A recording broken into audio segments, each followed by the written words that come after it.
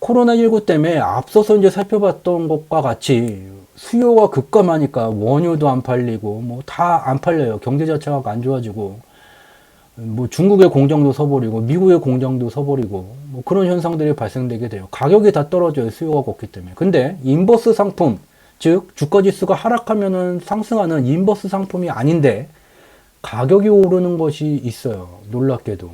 그것이 무엇인지 실제로 살펴보도록 하겠습니다. 이제 보게 되면 곡물이에요, 곡물.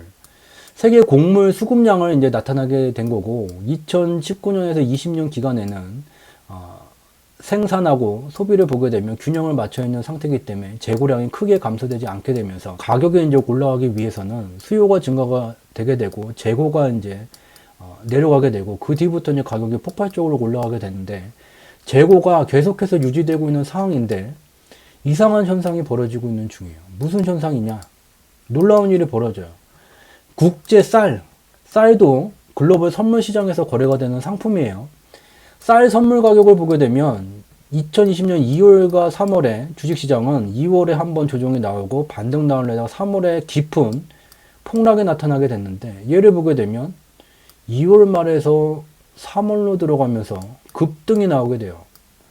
주식시장, 원유 하락하고 심지어 안전자산인 금도 하락하고 뭐 대부분이 다 하락하는데 얘는 급등이 나타나게 돼요. 근데 더욱더 이상한 일은 3월 20일 미국의 선물 옵션 만기 1회 급락이 나타난 이후에 다시 얘는 똑같이 급등이 돼요. 다른 것들이 빠질 때 급등했으면 다른 것들이 반등이 되면은 반대로 빠지는 게 맞는데 얘는 그때도 급등이요 다시 급등이 진행이 돼요. 지금 무슨 일이 벌어지고 있느냐?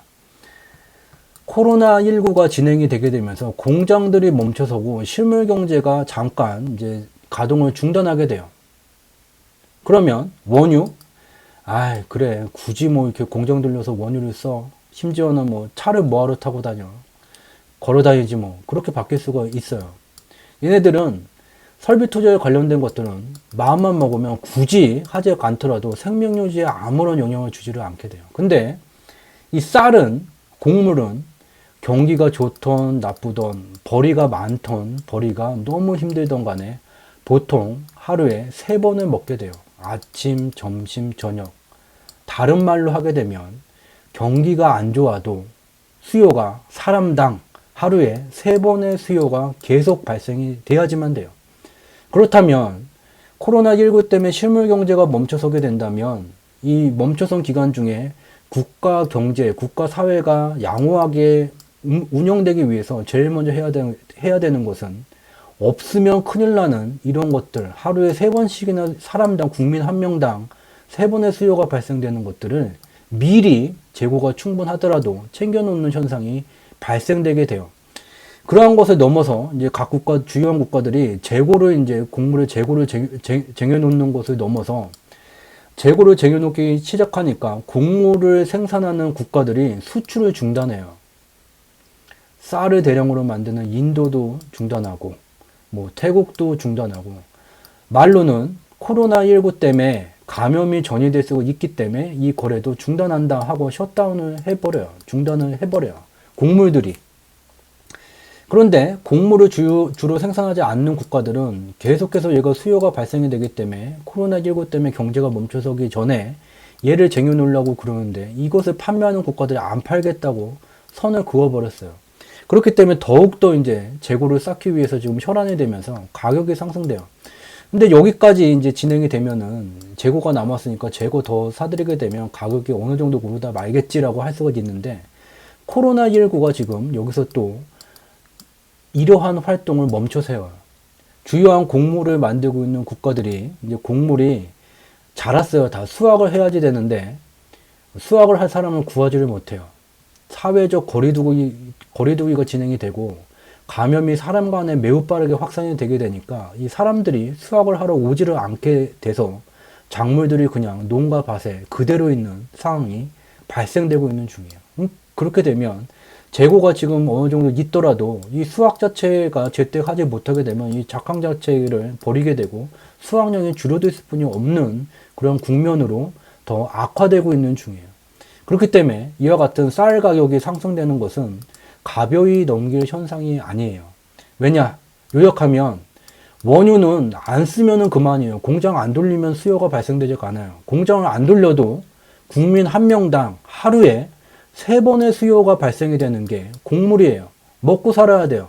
산소호흡기를 쓰고서는 위중한 상태에 있더라도 뭔가를 먹어야지 돼요. 그 수요가 계속 발생이 되고 주요한 국가들은 이러한 이유 때문에 곡물들을 계속해서 구입하고 있는데 정작 대량으로 곡물을 생산해서 판매해오던 국가들은 수출을 중단하고 있다.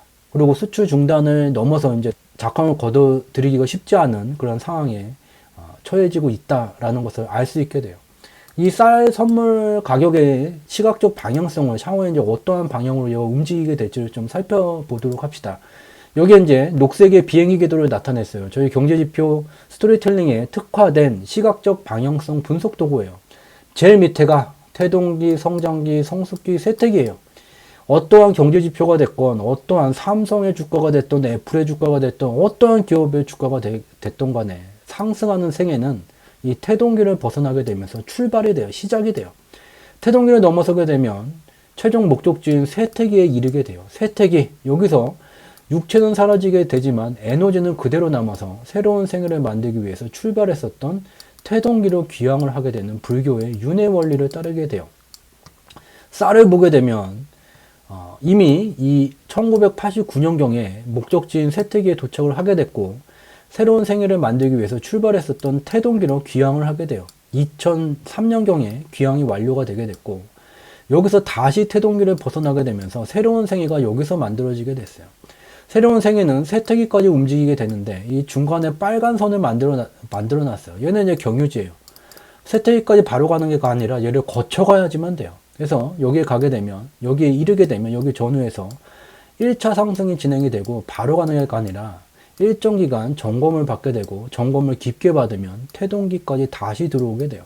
근데 여기서 상승이 지금 진행되고 있는 중이에요. 그럼 얘는 방향성이 시간은 좀 걸리겠지만 방향성이 여기까지가 가는 게 아니라 쇠퇴기까지 들어가게 되는 2차 상승 경로가 만들어지게 돼요. 즉 2003년도에는 이 경유지 부근까지 가게 되는 이 경로였다면 이 비행기 운항 경로였다면 지금은 비행기가 이러한 동남아권 운항을 넘어서 이제 바다를 건너서 유럽까지 장기 노선으로 이제 운항을 하게 되는 그런 시점에 와 있고 이러한 상황이 진행되고 있는데 여기에 코로나19라는 쉽게 사라지기 어려운 전염병이 진행이 되게 되면서 국민당 하루에 3분의 수요가 계속해서 발생될 수 없는 이 쌀이라는 상품에 대한 수요가 지속해서 증가가 되게 되면서 이 가격이 상승되고 있다.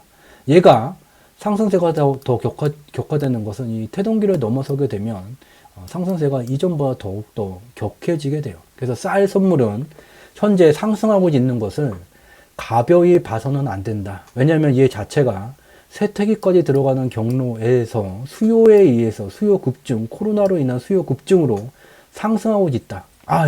쌀은요 아시아에서만 먹어요. 저거는 완전히 다이어트에도 적이고 외국인들 잘 안 먹어요. 외국인들 뭐를 먹어요? 밀가루를 먹읍디다. 밀가루도 그럼 가격이 상승돼야지 말이 되죠. 밀가루예요. 밀가루도 2020년 코로나가 세계 경제를 멈춰 세운 그 시점서부터 상승이 진행되고 있는 중이에요. 밀가루도 동일하게 태동기, 성장기, 성숙기, 쇠퇴기로 구성되어져 있어요. 1990년 초에 1차 상승을 진행을 했고 점검을 받았고 2차 상승은 바로 쇠퇴기까지 들어갔어요. 얘가 지금 쌀은 여기 있는 거예요. 여기 위치 들어갔어요. 얘 생애가 종료가 됐어요. 2008년도에 종료가 됐어요. 그런 다음에 새로운 생애를 만들기 위해서 다시 출발했던 태동기로 귀향이 완료가 2015년 말에 됐습니다. 그래서 얘가 지금 여기를 넘어서게 되면 얘는 쇠퇴기까지 들어가는 게 아니라 이 경유지를 소폭 상회를 하는 수준까지 설정이 된다. 이와 같이 같은 곡물임에도 불구하고 재테크 관점에서 투자 관점에서 보게 되면 쌀과 밀 중 쌀밥 먹을래 밀가루 먹을래 뭘 먹어야 될지를 알 수 있게 돼요. 이것이 바로 어려운 경제지표를 공부할 필요가 없고 함축적으로 분석할 수 있는 저희 경제지표 스토리텔링에 특화된 시각적 방향성 분석 도구예요. 이 쌀과 밀만 먹으면 배고프잖아요. 그리고 쌀과 밀을 계속해서 먹었으면 다른 거에 대한 수요가 증가되지 않을까요? 이 2019년 12월 25일 날에 은행이에요. 우리 은행에 계좌를 만들면 돼지고기를 드릴게요. 라는 이제 판촉을 하고 있는 장면이고요. 그리고 여기는 이제 결혼식이에요. 결혼식에 이제 친구 결혼식에 갔더니 여기에 이제 온 분들이 돼지고기가 여기 나온 거예요. 야, 이거 지금 몇 개월 만에 먹어보냐. 그리고 젓가락질을 막 하고 있는 중이에요. 그래서 이와 같이 현재 중국인들은 코로나19에 감염이 되게 되면서 쌀 또는 밀로 이제 죽을 만들어서 연명을 하고 있는 중이지만 다시 뭔가가 이제 경제가 좀 좋아지게 되고 건강이 좀 회복되게 되면 돼지고기를 찾을 수뿐이 없게 돼 있어요. 중국이 사라지지 않는 한, 중국이 사라지더라도 중국인의 이 사회 문화적인 습성이 남아 있는 한 돼지고기를 선호할 수뿐이 없게 돼 있어요. 이 특성을 좀 더 파고 들어가 보면 여기에 이제 빨간 선으로 나타난 게 중국의 GDP 전년 대비 증감률이에요. 어려운 말이에요. 그냥 중국의 돈이에요, 돈. 이 그래프가 위로 올라가면 돈이 많아지네. 쌀만 먹을 수가 있나? 고기도 한번 먹고 수유도 한번 먹어야지. 그 얘기예요.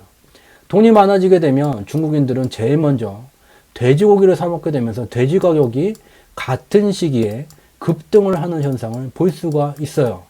현재는 GDP가 계속해서 이제 2015년 이후에 증가되는 중에 코로나 바이러스 때문에 실적이 안 좋아지게 되면서 주머니가 이제 빵빵하게 부풀다가 이제 쪼그라들고 있는 중이에요. 그러니까 돼지 가격이 쌀하고 밀가루하고는 다르게 돼지 선물 가격이 급락을 하고 있는 중이지만 우리가 알 수 있는 것은 중국인들은 세계에서 인구가 가장 많은 중국인들은 은행에서 계좌를 만드는 이 대한민국에서 은행에서 계좌 만든다고 돼지고기 준다고 그러면 누가 가서 계좌를 만들겠습니까? 안 만들어요. 그 정도로 돼지고기를 굉장히 좋아하는 중국인들. 지금은 쌀과 밀로 연명을 하고 있고, 그리고 주머니가 이제 빵빵하지를 못하기 때문에 이제 쌀, 밀 같은 것을 많이 먹게 되면서 쌀, 밀 가격이 먼저 올라가게 되지만, 코로나19가 진정 국면에 들어가고 중국은 이미 3월서부터 다시 미세먼지를 뿜으면서 100%나 아니지만 공장이 가동되고 있는 중이에요. 이렇게 되면은 이제 월급을 받게 되고 주머니가 차게 되면 다시 돼지고기 가격은 올라갔을 뿐이 없게 됩니다. 그래서 이와 같은 코로나 바이러스가 실물 경제를 멈춰 세웠음에도 불구하고 수요 증가에 의해서 가격이 상승하는 부분이 있다.